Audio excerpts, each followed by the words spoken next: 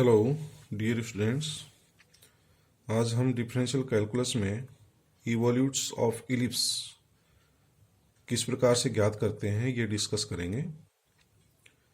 तो हमें क्या है, एक इलिप्स की इक्वेशन दी गई है और उसमें सेंटर ऑफ कर्वेचर के कोऑर्डिनेट ज्ञात करवाया है और इवोल्यूट्स की समीकरण ज्ञात करवाई है। Find the evolutes. तो क्वेश्चन देखिए क्या है। Find the coordinate of the center of curvature for the curve x square upon a square plus y square upon b square equals to 1 at the point xy and find the evolutes। तो आपको दो चीजें ज्ञात करनी है। एक तो वक्रता केंद्र के निर्देशांक ज्ञात करने हैं और एक इस इलिप्स की इवोल्यूट्स का समीकरण ज्ञात करना है। तो equation of ellipse x square upon a square plus y square upon b square equals to 1 होता है और इसकी पैरामीट्रिक इक्वेशन भी डियर स्टूडेंट्स अपन को पता है, x equals to a cos t और y equals to b sine t होता है। ये आपको पता होना चाहिए। इलिप्स की पैरामीट्रिक इक्वेशन क्या होती है, x equals to a cos t और y equals to b sine t. ये पॉइंट्स जो होते हैं ये इसको संतुष्ट करते हैं। यदि x के स्थान पर a cos t रखें और y equals to b sin t रखें तो दीर्घवृत्त की समीकरण जो होती है वो संतुष्ट होती है, इसलिए ये इसकी पैरामीट्रिक इक्वेशन है। तो इन पैरामीट्रिक इक्वेशन से हम x dash y dash x double dash और y डबल डैश के मान ज्ञात कर सकते हैं। x डैश क्या है, dx अपॉन dt minus a sin t आ जाएगा। इसका एक बार और डिफ्रेंशिएशन कर दें x डबल डैश तो माइनस ए कॉस टी प्राप्त हो जाएगा। इसी तरह से y equal to b sine t से हम y डैश निकालें, that is d y upon d t, that is b cos t, और y double dash again differentiate with respect to t minus b sine T.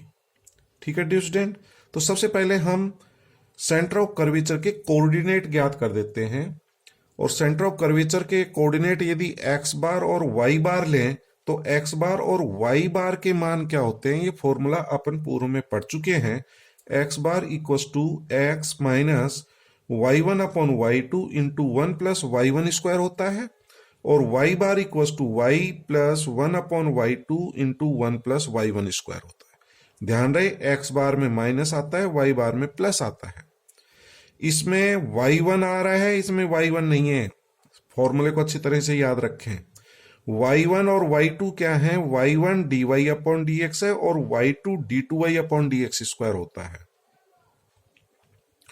तो dy upon dx y1 और y2 के मान ज्ञात करके इस फॉर्मूले में पुट करना है तो आपका x बार और y बार के मान प्राप्त होंगे। तो y1 किस प्रकार से निकालें, dy अपॉन dx। तो dy अपॉन dx का मान निकालने के लिए मैं क्या लिख सकता हूं, इसको dy upon dt upon dx अपॉन dt। यदि इसको सॉल्व करेंगे तो dt कैंसिल होकर के यही प्राप्त हो जाता है। तो y1 की वैल्यू क्या प्राप्त होगी, dy अपॉन dt का मान b cos t है, dx अपॉन dt का मान माइनस a sin t है, यहां रख दें। तो minus b upon a cos t upon sin t को जो है cot t लिखा जा सकता है। तो ये तो y1 हो गया। Again differentiate with respect to x। तो x के रेस्पेक्ट में इसको डिफ्रेंशिएशन करेंगे तो क्या प्राप्त होगा वो देखें, माइनस बी अपॉन ए, तो माइनस बी अपॉन ए आ जाएगा। कोट t का differentiation minus cosec square t होता है और t का फिर x के रेस्पेक्ट में करेंगे, क्योंकि हम x के रेस्पेक्ट में कर रहे हैं तो t का dt अपॉन dx आएगा डियर स्टूडेंट, और dt अपॉन dx का मान यहां से रख सकते हैं माइनस 1 अपॉन ए साइन टी। तो दोबारा देख लें, इसका दोबारा यदि हम x के रेस्पेक्ट में करेंगे तो y2 का मान किस प्रकार से निकालेंगे, y2 is d2y upon dx square. This can be written as d upon dx into dy upon dx।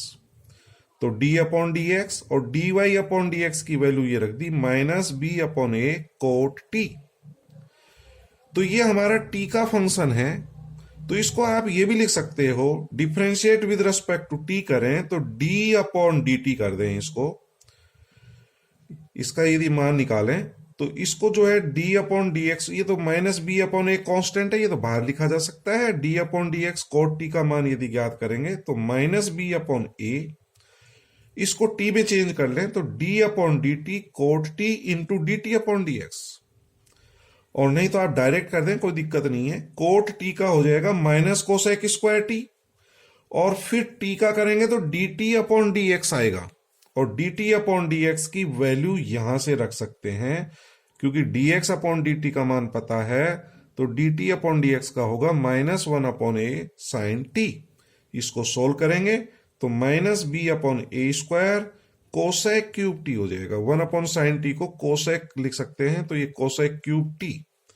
तो y1 की वैल्यू पता हो गया, y2 की पता हो गया। अब इस फॉर्मूले में मान रखना है और सिंप्लीफाई करना है, तो आपका सेंटर ऑफ कर्वेचर के कोऑर्डिनेट पता हो जाएंगे।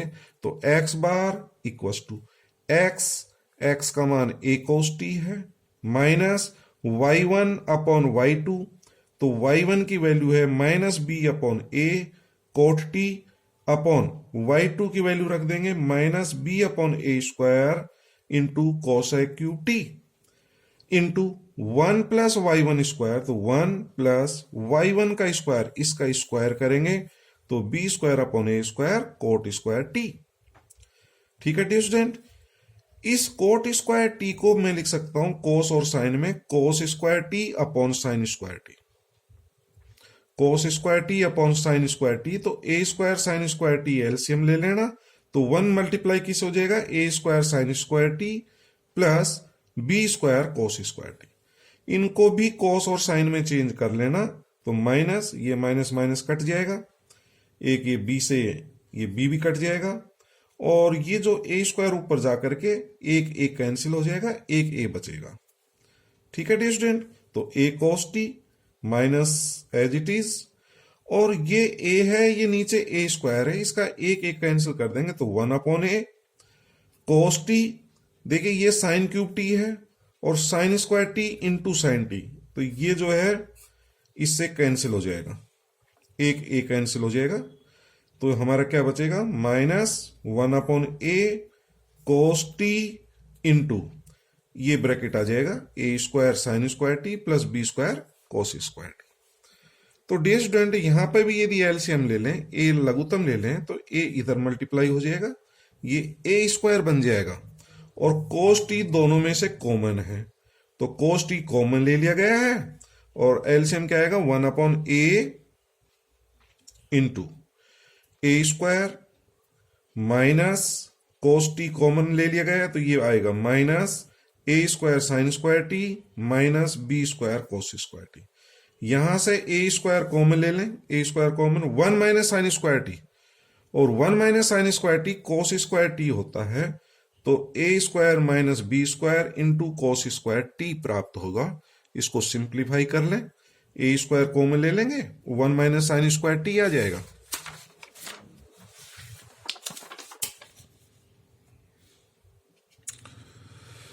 और 1 माइनस साइन स्क्वायर टी को कोस स्क्वायर टी लिख देंगे, तो a square cos square t minus b square cos square t, cos square t common ले लें, कोस क्यूब बन जाएगा, तो 1 अपॉन ए, और ये cos cube t a square minus b square. तो इस तरह से एक्स बार का मान प्राप्त हो गया a square minus b square upon a cos cube T.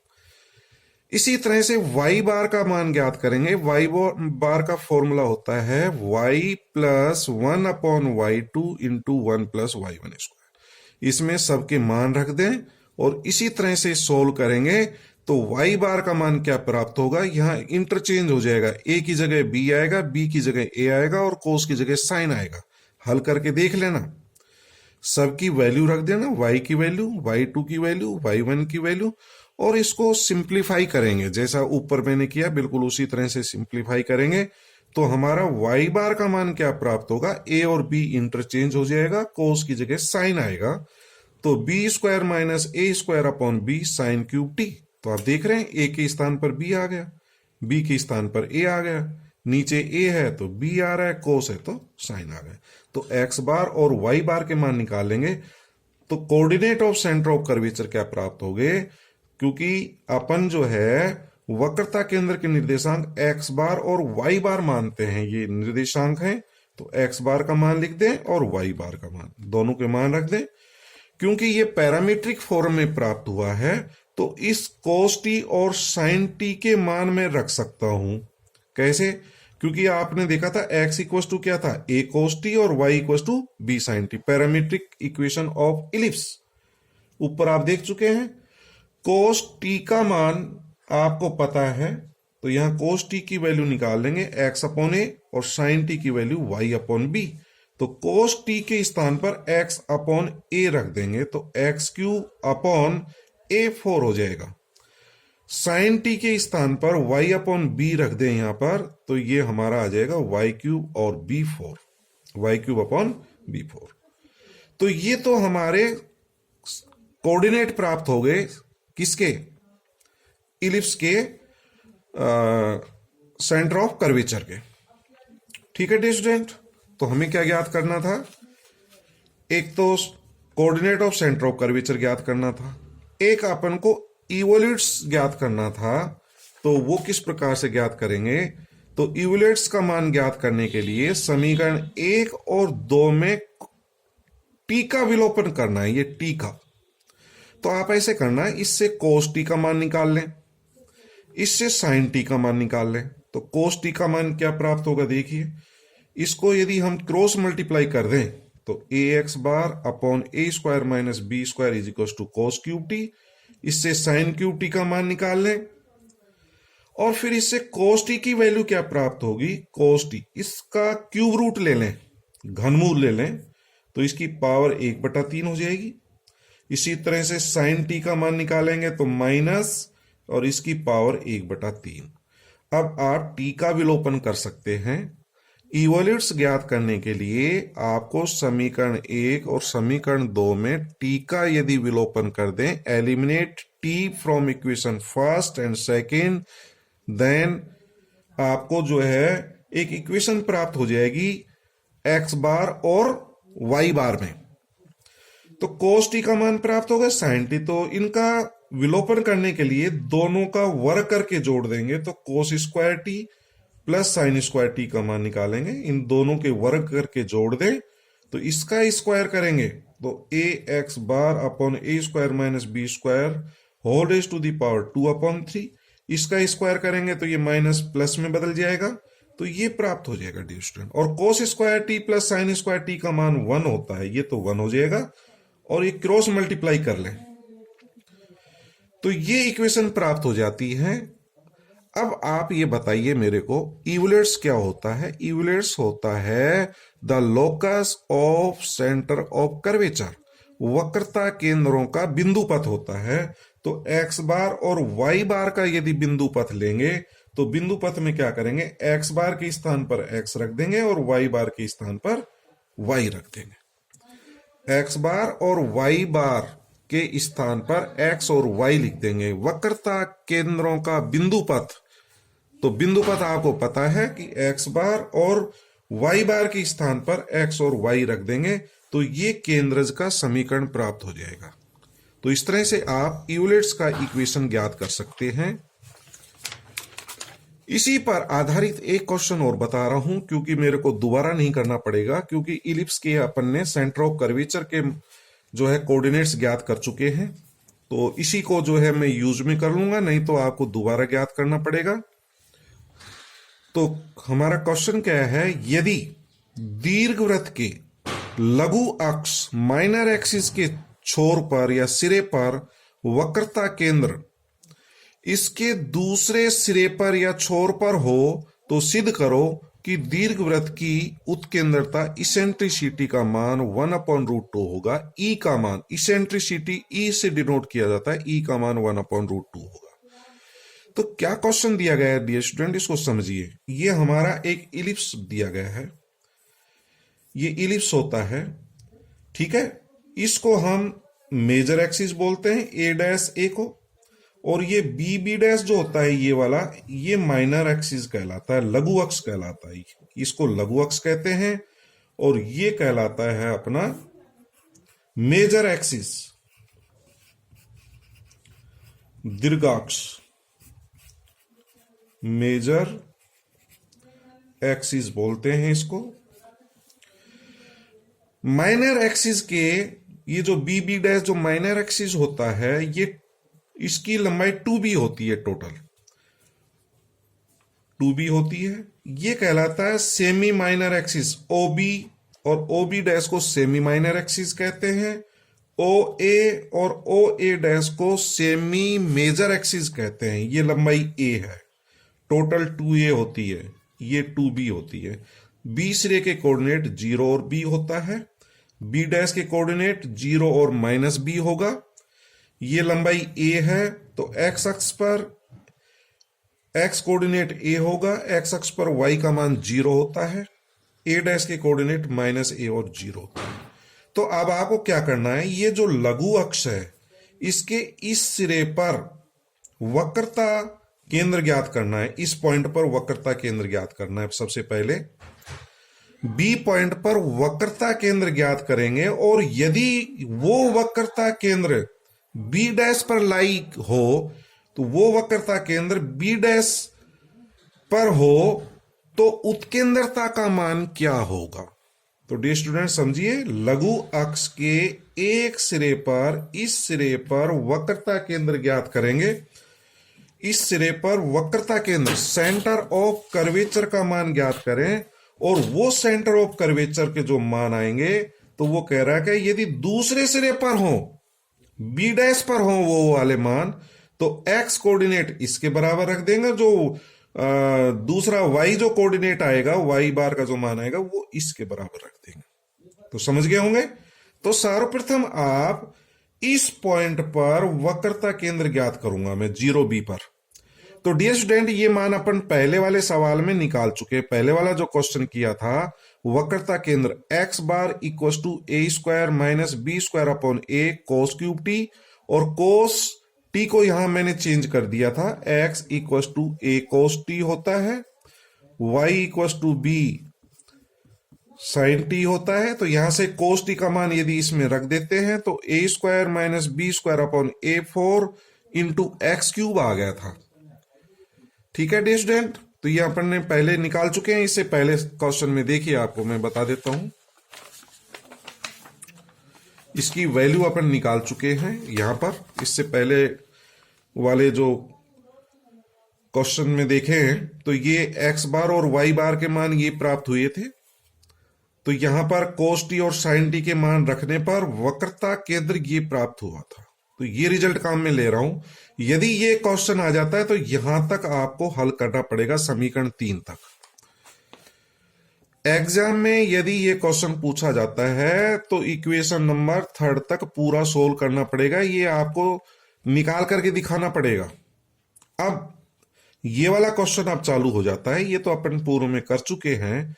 अब ये कह रहा है लघु अक्ष। देखिए डियर स्टूडेंट, ये लघु अक्ष है, इसका एक सिरा क्या है 0b। तो इस सिरे पर वक्रता केंद्र ज्ञात करेंगे बी पॉइंट पर। तो लघु अक्ष के सिरे b 0b पर वक्रता केंद्र ज्ञात करें यहां से।